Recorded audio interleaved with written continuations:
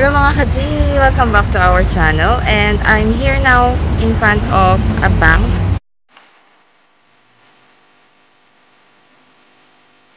And I'm waiting outside. Yeah, actually makita niyan dito ako sa labas.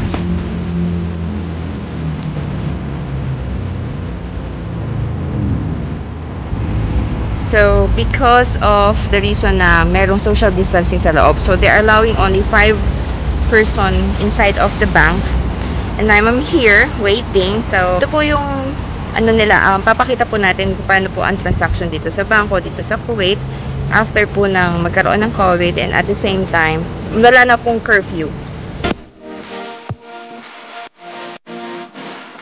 Medyo naghintay na po kami ng 15 minutes dito sa labas. Medyo humid lang po talaga, pawis na pawis na kami dito.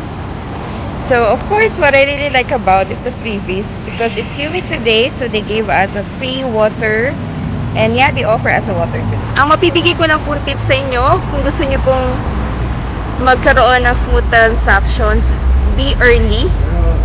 And of course, bring your sanitizer with you, mask with you, and of course, there's COVID, so be careful.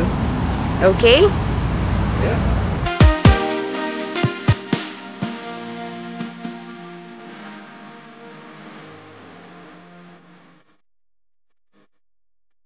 Yes, hello again. I'm back. I'm done with my transactions in the bank, and it was a smooth transaction actually.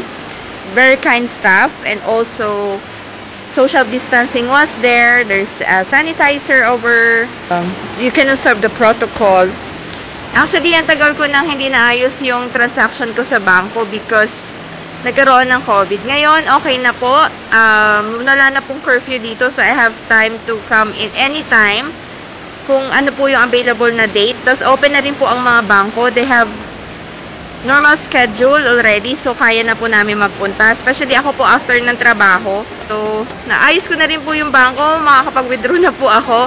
Makakapagpadala na po ako ng pera sa nanay ko. And yeah, kasi alam niyo man po ang mga OFW, yung padala po yung importante, di ba? Kaya naayos ko na po siya na maayos, and thank you so much. Again, ito po si Honey Lucasilio Bonifacio na nagsasabing, ano man ang hamon ng iyong buhay, go, go, go lang mga ka-G!